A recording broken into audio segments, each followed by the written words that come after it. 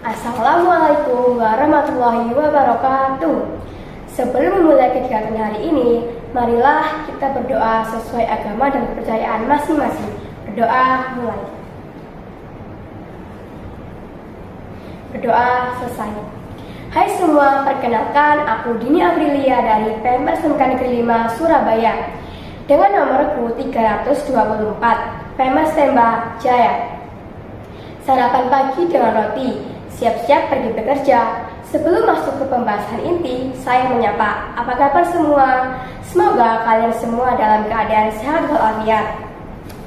Nah, di kesempatan kali ini kita akan membahas tentang kepemimpinan. Sebelumnya, kalian pasti tahu dong apa itu pemimpin? Pemimpin adalah seseorang yang dapat memberikan pengaruh dan memotivasi diri sendiri maupun orang lain. Pemimpin harus konsisten dengan tugasnya dan bertanggung jawab atas tujuan yang telah ditetapkan.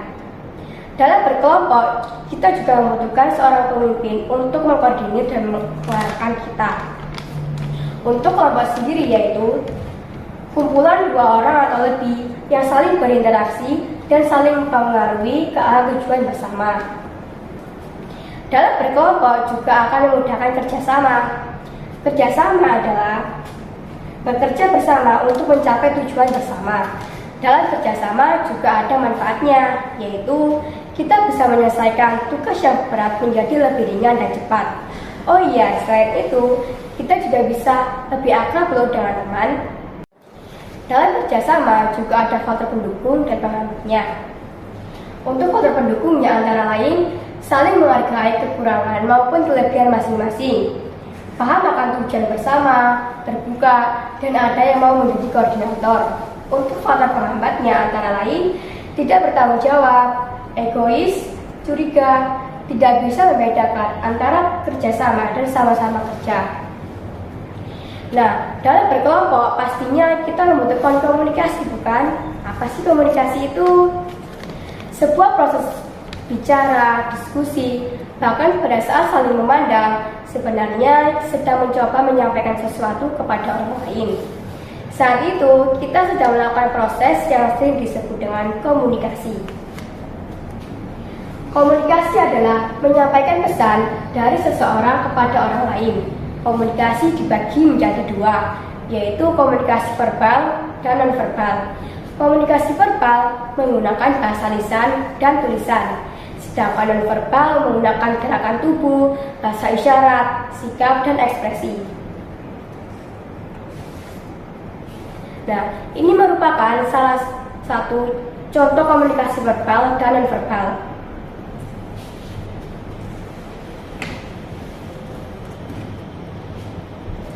Dalam berkomunikasi juga ada faktor pendukung dan penghambatnya.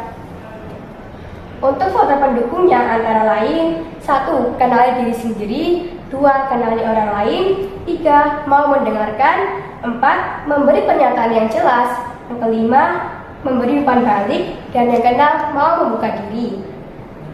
Untuk faktor penghambatnya yaitu yang pertama egois, yang kedua pemarah, yang ketiga lingkungan yang buruk, yang keempat membeda-bedakan status sosial, dan yang kelima permusuhan. Nah, di sini aku juga akan memberikan tahapan membentuk kelompok. Tahap pertama yaitu forming atau proses pembentukan. Forming merupakan tahap pembentukan awal atau pengenalan dalam membangun sebuah kelompok. Pada tahap ini, kelompok baru saja dibentuk dan diberikan tugas. Contohnya, terbentuknya kelompok 1, 2, dan 3. Di tahap kedua yaitu storming atau proses penyatuan. Storming merupakan tahap terjadinya konflik dan kecenderungan tampil individual. Di tahap ini, kelompok mulai mengembangkan ide-ide yang berhubungan dengan tugas-tugas yang mereka hadapi. Mereka membahas isu-isu semacam masalah yang harus mereka selesaikan. Contohnya, para anggota kelompok saling berinteraksi dalam menyelesaikan suatu masalah. Yang ketiga yaitu norming atau proses kesepakatan dan aturan. Tahapan ini merupakan tahap timbulnya kerjasama. Di tahap ketiga ini terdapat kesepakatan dan konsensus antara anggota kelompok. Peranan dan tanggung jawab telah jelas. anggota kelompok mulai saling mempercayai satu sama lain. Contohnya, mereka mulai terbuka dan mau menyelesaikan masalah dengan berkomunikasi yang baik. Di tahap keempat yaitu performing atau tahap berkinerja. Performing adalah pembentukan kelompok telah sampai pada tahap pematangan dari sebuah tim. Di tahap ini, kelompok dapat menyelesaikan pekerjaannya dengan lancar dan efektif tanpa adanya konflik yang tidak perlu. Contohnya, para anggota kelompok saling tergantung satu sama lain dan saling respek dalam berkomunikasi. Di tahap kelima yaitu adjourning atau penistirahatan. Adjourning yaitu kelompok akan berpisah karena selesainya proyek tim atau tujuan tim telah tercapai. Untuk tahap kelima ini, tahap di mana proyek telah berakhir dan anggota kelompok saling membubarkan diri masing-masing.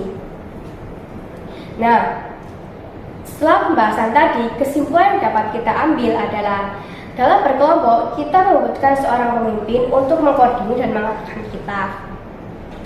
Ketika kita menjadi pemimpin, kita harus bertanggung jawab atas tugas kita dan anggota kelompok kita.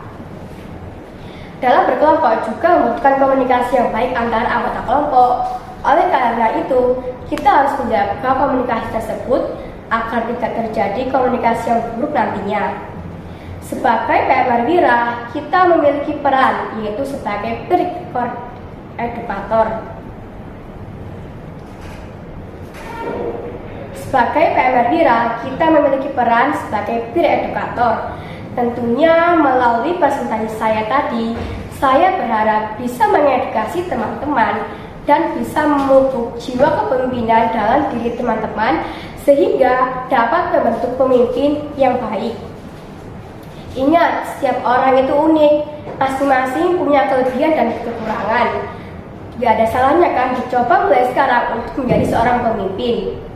Sebelum mengakhiri kegiatan hari ini, marilah kita berdoa sesuai agama dan kepercayaan masing-masing. Berdoa selesai. Sekian presentasi hari ini. Mohon maaf apabila ada salah kata.